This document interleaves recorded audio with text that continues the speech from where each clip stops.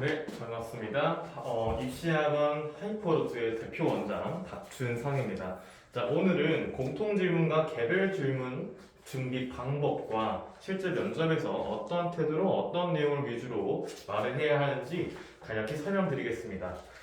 이 강의는 현재 저희의 수강생들뿐만 아니라 유튜브를 통해서 보시는 학부모님들, 그리고 더 나아가서 현재는 중1, 중2 혹은 빠르게 시작하는 초6 학생들까지도 보시면 큰 도움이 되리라고 생각됩니다.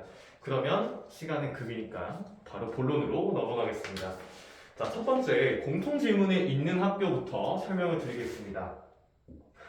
자, 크게 질문은 공통 질문과 개별 질문으로 나뉘는데 공통 질문이 있는 학교가 있고 없는 학교가 있죠. 혹시 본인이 지원하는 학교에 공통 질문이 없다. 자, 그러면 바로 개별 질문으로 넘어가시면 됩니다. 자, 그러면 공통 질문부터 설명하겠습니다.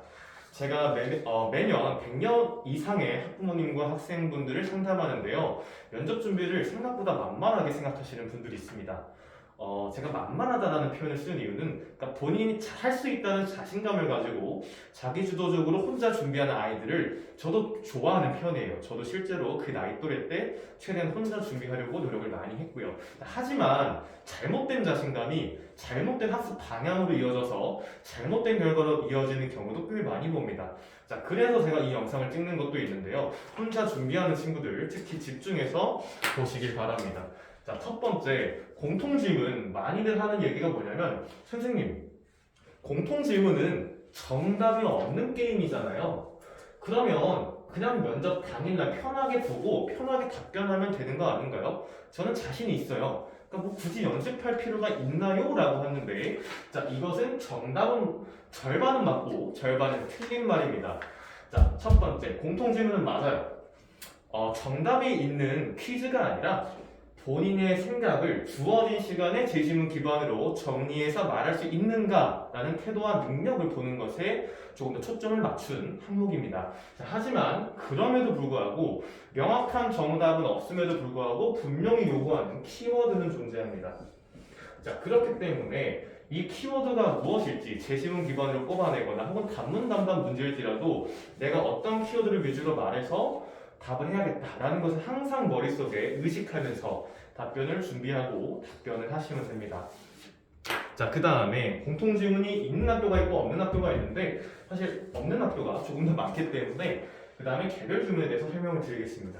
그러니까 개별 질문이 사실 변별력을 가르는 가장 대표적인 기준이 되는 거죠. 그래서 개별 질문 위주로 말씀을 드릴 건데 일단 크게 이것도 준비 방법을 두 가지로 나눕니다. 자, 형식적인 측면에서 준비를 할 수가 있고 내용적인 측면에서 저희가 준비를 할 수 있습니다. 자, 형식적인 측면이란 무엇이냐면 말 그대로 내가 답변하는 것 이외에 면접관이 물어본 질문이나 나한테 주어진 개별 질문에 답하는 내용 이외의 모든 요소들을 말해요. 예를 들어서 내가 말하는 뉘앙스라든가 목소리의 톤, 크기, 발성, 그 다음에 앉아있을 때 자세 혹은 나도 모르게 나온 습관들, 손톱을 뜯거나 손을 꼼지락거린다든가 다리를 떤다든가 다리를 꼰다든가 어깨를 움츠린다든가 혹은 허공을 쳐다본다든가 이런 모든 자세 태도가 다 포함이 되는 게 형식적인 요소고요. 반면에 내용적 측면은 말 그대로 면접관한테 주어진 질문에 어떤 답을 하느냐예요. 자, 그러면 중요도를 따지자면 당연히 얼마나 좋은 양질의 답변을 하느냐, 면접관의 의도를 꿰뚫어보고 그에 맞는 질문을 하느냐가 관건인데 이것만으로는 충분하지 않습니다. 그러니까 답변 내용이 아무리 좋아도 말을 작게 하거나 면접관이 듣기에 조금 설득력 없게 말하면 당연히 부족하겠죠. 자, 그렇기 때문에 내용적 학습에 더해 형식적인 부분까지도 신경을 써야 합니다. 자, 그러면 내가 답변 내용은 어떻게 준비할지 알았어요. 왜냐하면 제가 지난 시간에 개별 질문을 뽑아보고 그에 대한 각각 모범 답안을 달아서 답변처럼 어느 정도 암기를 한 후에 말하는 연습을 해보라 그랬죠. 제가 말 안 했나요? 네. 아무튼 그런 식으로 연습을 하시면 되고요. 그러면서 형식적인 부분도 신경을 쓰라는 거죠. 자, 그러면 내용적 측면은 내가 어느 정도 모범 답안을 달아보고 혼자 말하는 연습을 하면서 암기도 해보고 이것을 체화해서 자연스럽게 설명하는 식으로 연습을 하면 되는 걸 알았어요.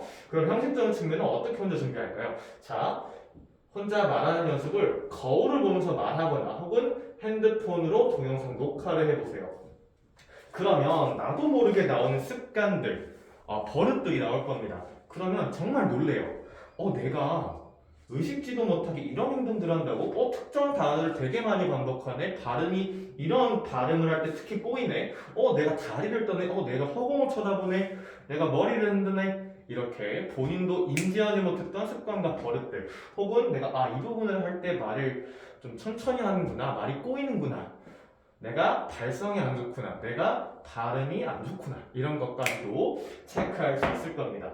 이해하셨죠? 자, 그래서 형식적인 측면까지도 더해서 개별 질문에 대한 평가가 이루어지기 때문에 내용적 측면과 형식적 측면, 이 두 가지 모두 다 신경 써주시길 바랍니다. 자, 그래서 오늘 강의도 역시 간단히 하고요. 제가 또 자소서 수업 들어가야 돼서 네, 오늘 수업은 여기까지 하도록 하겠습니다.